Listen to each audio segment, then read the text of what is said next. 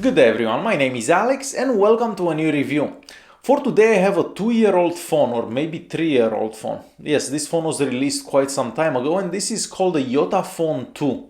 And you're probably wondering what's so special about this phone and why do we have to see a 3-year-old phone here? Well, first of all we have a screen on the front and a screen on the back, so that's what makes this phone so special.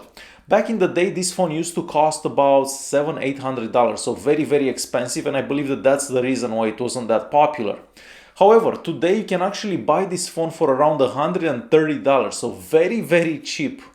Since this phone used to be very expensive, for that time it had good specs. So we have a Snapdragon 801 CPU, we have 2 gigs of RAM, 32 gigs of internal storage, and only Android 4.4 running on this phone, so yeah, it is a bit left behind. On the front we have a 5-inch screen with a 1080p resolution and this is an AMOLED display, and on the back we have a 4.7-inch screen and this is an e-ink display that's always on. So 2-3 years ago most smartphones couldn't make it through an entire day on one battery charge, and that was reality back then, and this phone was trying to be different by having this e-ink display on the back. So if you'd actually use the e-ink display you could make it to like 2-3 days on one battery charge, and that was different back in the day. However, that doesn't actually apply today anymore, and today it's just cool to actually have a phone with 2 screens, but realistically you could make it to like 2 days with most smartphones on the market day. So what can the back e-ink display do? Well, first of all, it's on all the time, day and night. Unfortunately, it doesn't light up, so you can only see it if you have the lights on or if it's daytime, otherwise you won't be able to actually see it. It can display a whole bunch of things like the weather, it can show you notifications, and you can customize it however you want. There are a lot of customization options, so you can basically change anything you want there and make it look however you wish. The second thing that it can do is the fact that it can mirror the front screen. So yes, you heard that right. You can see anything that you'd see on the front, but you'd see it on the back on this e-ink display. Now, the resolution it's not the best, so it's not gonna look as cool as it would look on the front. The refresh rate on the e-ink screen it's not great, and everything seems to happen in like slow motion, so it will definitely take you a while to get used to that.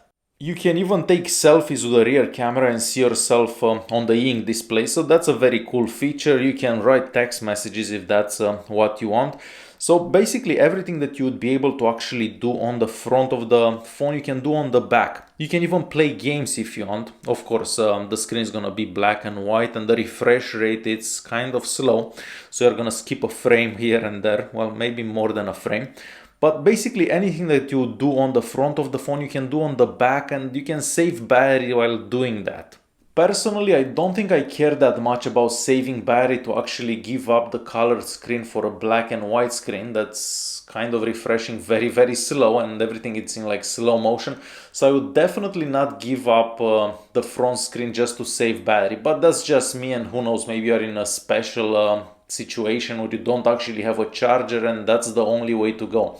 But me personally, yeah, I would definitely skip the black screen in order to save battery, because I just don't care that much about saving the battery. Before we go any further, I wanted to show you the box, and since this was the phone that used to cost like $800, of course the box looks very premium, and I actually haven't seen a box like this before, so yeah, a very cool unboxing experience with this phone.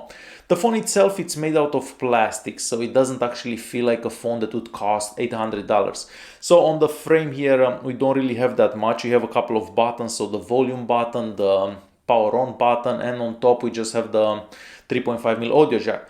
The cool thing about this phone is the fact that to actually insert the SIM card, you actually remove that volume button, and then this is something that I haven't seen in the past. However, the volume button kind of rattles whenever you move the phone, and that may have to do with the fact that the SIM card is sitting in there.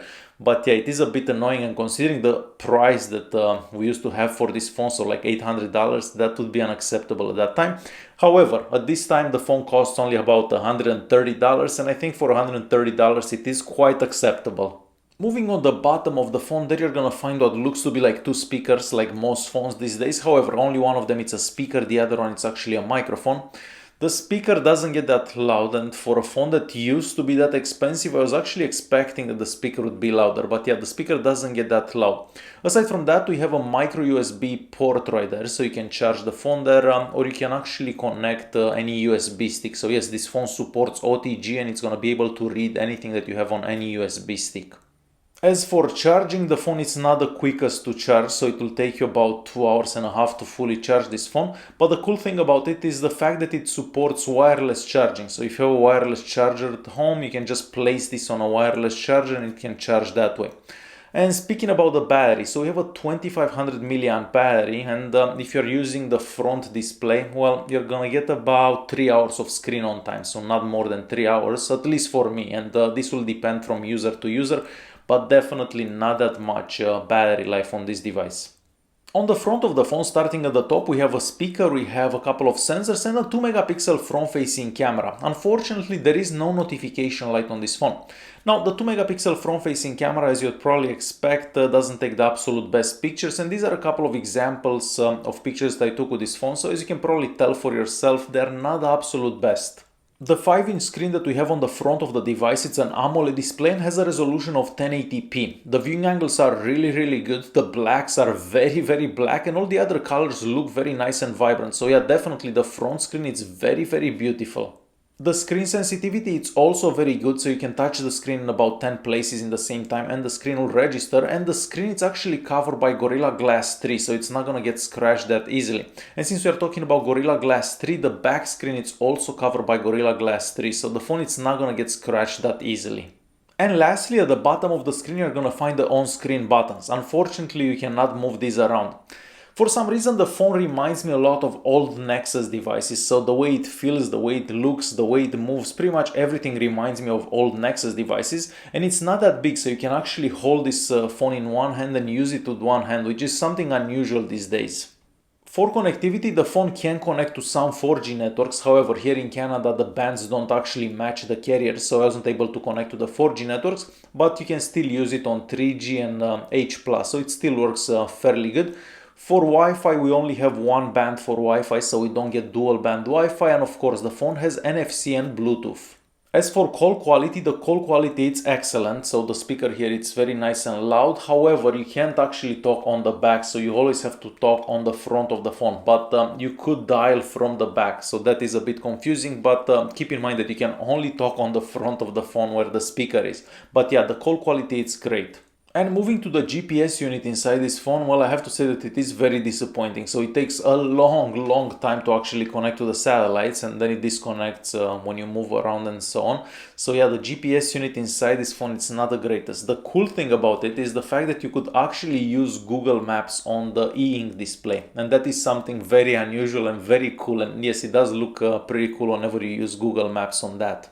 As for sensors, we do have a lot of sensors available. Keep in mind that this used to be an $800 phone, so that's why we have so many sensors available, and of course there is a gyroscope in there as well, and all the sensors seem to work very good. Since there is no way of actually installing an SD card on this phone, the only storage that you're gonna have is the internal storage. So out of that 32 gigs of internal storage that comes with this phone, you only have about 25 left. However, the speeds that I got for the internal storage are pretty good. Performance-wise, the phone also does pretty good and a bit better than I was actually expecting. So we get a decent score on the Antutu benchmark, and on the Geekbench 3. I couldn't actually use Geekbench 4 because that one doesn't actually work on Android 4.4. So for apps, I was able to use Chrome, of course, and using Chrome, it's done just like on any other device, so without any issues. You can scroll up, scroll down, zoom in, zoom out, and so on. And you can even flip the phone on the other side and actually read whatever article you have on the other side. And it is actually nicer to read that article on the back on the e-ink display. For other apps like YouTube, it seems to work fine without any issues, and you can even do gaming on the phone. So I was able to play Real Racing 3, and the phone does seem to work very good for gaming. Keep in mind that the Snapdragon 801 that they used in this CPU was a fast CPU back in the day.